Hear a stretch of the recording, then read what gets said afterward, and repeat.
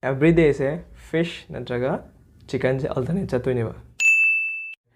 Adu itaragadi mess fee kaya no. Hawai khak video ko hostel ngasina kangsoi. Sina chawai ga alu ga kangsoi taw. Daily fried rice kumba piba yawi. Welcome back to a new video. Ngasigi video sidi koi hostel gi mess ki chaina kamai taw yen hangbirakpado adu gi matang da video semjarage. Itaragadi mayam hostel gi mess ki chaina ji kamai taw wi do haidrikanda koi hostel gi mess e kamai run taw wi do hana hajarake. Adu kai gumba video se natraga gi channel sing asini hana thingna bi boi taragadi ai gi ming Rabichandra Konthoujam. I am a second year MBBS student at JNIMS IMPHAL. Ado koi hostel mess run taw wi mong si kamai taw gi sida koi satra chana taw jai hai tare ko koi hostel mess e mentally second year na pui second year kar kuna second year gi mi ahum natraga mari punjanaraga tha ma pun doine tadi chana pun taragadi awar apa dagi haw haw ta thok chin taraga hen hawna na mong de sinai duga hanta ki April tha je ai ne aduga ai roommate Ronel ne aduga promotion am khoi hom pui adu taragadi mayam video se pun honu da minasi breakfast lunch amadi dinner da kari kari pige haba da mayam do charke breakfast idana changom cha ama pirani changom cha se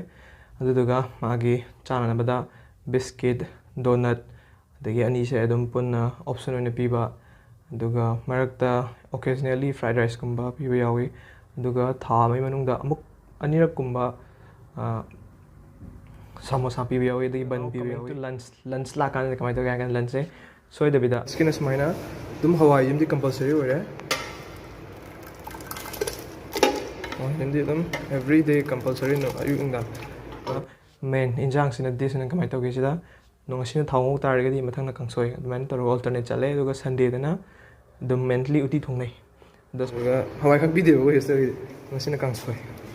Sina chawai ga alu ga kangsoi taw e. Wai ne degi alu ne palang sa ne khamen simine toraga nga ta ba he nga ya tha thong ne. Ho le se. Hawai jina sina ngasina kili chana duga alternate oina kili chana ga kano ga ngawi ko chana ga dum maya man ngabu shawe duga angbu nimitana morong mepa adagi pafor gumba singju gumba hapde china rasma ga puri ga thongba ma ka na metpa puri ga luga badang ga tha ga thong ngasina ka khai do ro ne manung da khang chau da yaw le bagi na taw gam do ayam matamda aduga kano sina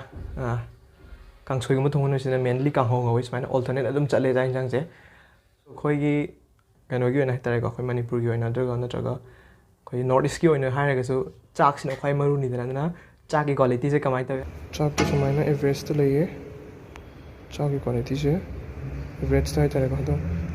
no athot paga super bang tri taw de athot paga super bang ya le 1:1 yan le aya mana 1:1 ya le do super bang gi dang hen ma joy super bang he le ga su yam haw bu su mi yaw hai di cheng to beg am ga man da mi ro adum hawe he tare ko khoi na chana sinjaram ni na chana adum haw na sinjare ba loina now coming to dinner da la kan kamai tawi every day se fish natraga chicken se alternate chatoine ba ngasi chicken pi taragadi heng fish tu na chicken maina alternate adum chale ba numit khudingi aduga Saturday numit chi khatang khoje egg pi hirom pi Saturday numit che aduga side dish na kai le hai gan da chicken thongo numit che mainly champut pule nga thongo numit adagi aduga hirom thongo numit sing jina maruina irole hirom ka chana chana ba adum afang do yum da chaba mai loi chai hai tare aduga aina fish ka yen ga alternate chalaga chai hai do pisti am cha debo ko nongmagi average ta 2 piece ka tane aduga 3 piece ha pa yawe sometime once in a month hai tare ko amuk khaktang barakhana na yam chaung na chaba mi yawe ba barakhana chaba yaw adudi khoi hana 10 kg thongam ba se 55 kg thong doine mi kg 65 jina mi chamu gi chang cha do ne bo adu me tu ni am phajana yam chaung taw hai tare salad na haptana the kher haptana hai mai haptana am taw adu me tum de am special oina taw adu gi